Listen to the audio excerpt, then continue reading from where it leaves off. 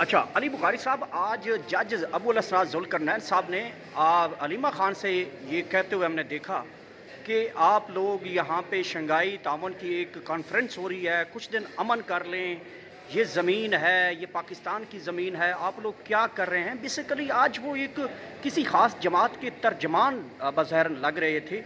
क्या वजह जज साहब को आप लोगों को समझा रहे हैं कि आप रैलीज़ ना निकालें, कानून आपको इजाज़त नहीं देता, इसका मतलब है? बहुत शुक्रिया गौर। एक्चुअली मेरा तो अपना एक व्यू है जिसके ऊपर मैं हमेशा कहता हूँ कि जजेस नहीं बोलते बल्कि उनके फैसले बोलते हैं, और ना ही जजेस को जो है वो बोलना चाहिए, चाहे वो छोटी कोर्ट हो, बड़ी कोर्ट हो या सुप्रीम कोर्ट हो। जहाँ पर जजेस बोलते हैं और वो गुफ्तगू इस तरह की करते हैं तो उसके ऑब्वियसली फॉर एंड अगेंस्ट दोनों एस्पेक्ट्स में उनकी होती है, इंटरप्रिटेशन होती है। सो हमेशा आप किसी भी मुहज़्ज़ब दुनिया में देखेंगे आप तो आपको पता चलेगा कि जज नहीं बोलते हैं, उससे उतने ही क्वेश्चन करते हैं जो कि मटेरियल फैक्ट्स से रिलेटेड उनको क्लियरेंस के लिए ज़रूरी होते हैं। और ये तो आज रिमांड का केस था, जज साहब ने तो पूरी तकरीर ही झाड़ दी यहाँ पर। मुझे तो सही बात है, ऐसे लग रहा था कि तारिक जमील साहब का थोड़े से बीच में एडिशन खुतबे के ऐड हो जाता तो उनकी खुतबा ही बन जाता, लेकिन इशू ये है कि जज साहब को मेरिट में फैसला करना चाहिए था और देर एंड देन करना चाहिए था। मेरा ज़ाती व्यू ये है कि उनको ऐसी चीज़ें जेब नहीं देती। अच्छा, पॉलिटिकली या नॉन पॉलिटिकल कोई किसी किस्म का भी कोई कमेंट्स करें, उनको चाहिए था आर्गूमेंट सुने, दोनों पार्टी के आर्गूमेंट सुन के देर एंड देन बैठे हुए डिसाइड कर रहे हैं। सर अली बुखारी साहब, इमरान खान गिरफ्तार हुए, सर में डंडा मारा गया, उनकी बहनें गिरफ्तार हैं। अभी अलीमा खान साहबा ने जज साहब से ये कहा कि मुझे 4-4 घंटे जगाया जाता है थानों में। तो पाकिस्तान तहरीक इंसाफ एक बहुत बड़ी जमात है, जो आप कहते हैं 25 करोड़ आवाम आपके साथ खड़ी है, तो ना तो अदालतें इंसाफ दे पा रही हैं, ना आपको रियासत बख्श रही है, फिर ये मामला किस तरफ जा रहा है? देखो यार, ये जज़ा सज़ा का जो कॉन्सेप्ट है और जो जज़ा सज़ा के इख्तियार है वो मेरे अल्लाह के पास है, वो किसी इंसान के पास नहीं है। पहली बात तो ये याद है। दूसरी बात यह है कि आपके पास जब भी आप हक पे खड़े होते हैं तो आपको इन सारी चीज़ों को बर्दाश्त करना पड़ता है। अगर नबियों की औलाद, मैं अगर नबी करीम मोहम्मद मुस्तफ़ा सल्लल्लाहु अलैहि वसल्लम की आपको मिसाल दूँ तो उनकी अपनी औलाद इमाम हुसैन जब थे तो उनको करबला में अकेला ही खड़ा होना पड़ा। सारा उस टाइम की इस्टेब्लिशमेंट भी, उस टाइम के बादशाह भी, उस टाइम के काजी भी उनके खिलाफ थे, लेकिन आज हक उन्हीं का नाम लेता है, उन्हीं का नाम लेना है, बाकी सारे जो है नीस्तो नाबूद हो।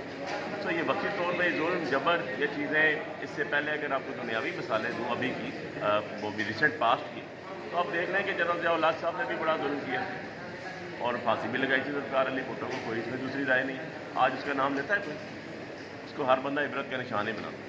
सो बात यह है कि ये भी इबरत का निशान बनेंगे, इसमें कोई ऐसी बात नहीं है। जो किसी के लिए गड़ा होता है ना गोर, उसके अंदर हमेशा वो खुद गिरता है। ये यूनिवर्सल होता है। 2-3 चीज़ें मेरी याद रखना, लॉ ऑफ लैंड होता है, एक जिसको हम कहते हैं लॉ ऑफ नेचर, जो कुदरत का कानून होता है। लॉ ऑफ नेचर जब आता है तो वो इतना सर पे धड़ाम से लगता है कि इंसान को पता भी नहीं चलता। तो ये तो 2-4 दिनों की बात है, 2-4 लफ्ज़ों से ये घूमते ऊपर नीचे हो जाती है जो पाकिस्तान की तारीख रही है। तो ऐसी बात नहीं लगी मुझे, जो ऐसी बात नहीं लगी मुझे कि जो है, लेकिन जज साहब को कमेंट्स करते हुए सोचना चाहिए था कि वो जज हैं, उन्होंने इंसाफ करना है, ना कि उन्होंने तकरीर करनी है, और जजेस नहीं बोलते, उनके फैसले नहीं। लास्टली अली बुखारी साहब ये बताइएगा कि लास्ट टाइम हमने देखा डी चौक में इस्लामाबाद की क़यादत गायब नज़र आई, लेकिन आप वहाँ पे शेलिंग का सामना कर रहे थे, जिसकी वजह से आपको आई थिंक प्रॉब्लम्स भी हुआ सांस का, और अभी तक खांसी वगैरह भी है। एक मरतबा फिर पाकिस्तान तहरीक इंसाफ ने डी चौक की कॉल दे रखी है, 18 अक्टूबर गालबन आप फिर डी चौक की तरफ जा रहे हैं, तो इसकी बार भागेगा कौन, और बारगला की पहाड़ियों का रुख कौन करेगा? वर्कर की मार पीट कौन बर्दाश्त करेगा? जो वर्कर इस टाइम तपा हुआ है पाकिस्तान तहरीक इंसाफ के ऊपर, उसका हल क्या निकालेंगे फिर आप लोग? यार हमें तो जो इमरान खान ने देने हम तो वो फॉलो करना है, मैं तो करता हूँ। मुझे तो सियासत में भी इमरान खान साहब लेकर है और मेरी पार्टी भी वो है, मेरे लीडर भी वो। ना ही कभी किसी ग्रुपिंग का शिकार रहे, ना ही कभी किसी और साइड को मुँह मोड़ के देखा, और अल्हम्दुलिल्लाह इमरान खान साहब के साथ आज खड़े, आज भी खड़े। जो भी उनका हुक्म होगा सरे तस्लीम हम। अब वक्त सख्त भी आता है और वही इम्तिहान की घड़ी होती है।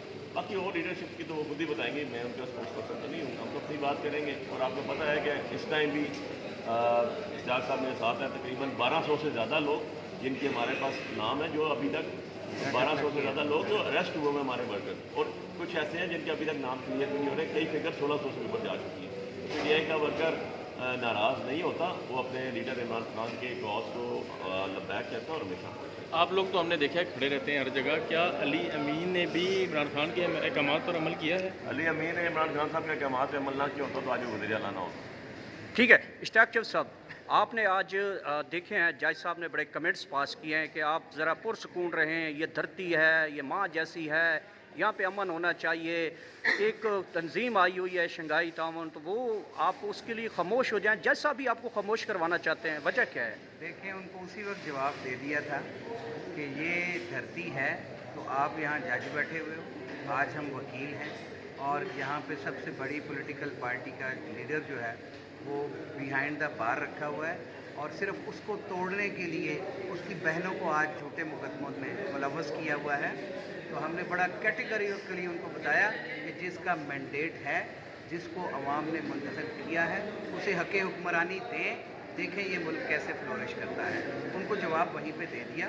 اور اس کے ساتھ یہ بڑا واضح بتانا چاہتا ہوں کہ نہ عمران خان صاحب نے کبھی کسی کے سامنے سر جھکایا ہے سوائے اللہ کے.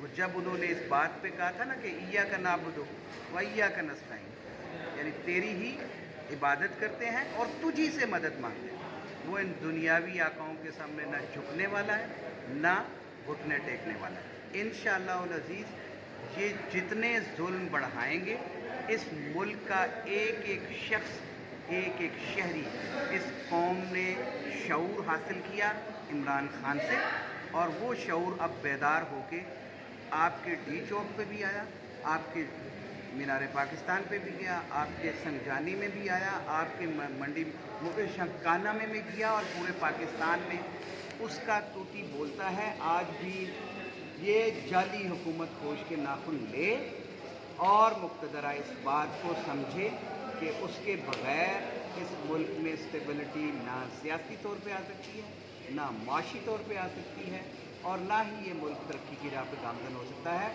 وہ واحد حل ہے، جائیں اس کے سامنے گھٹنے ٹیکیں. Thank you very much.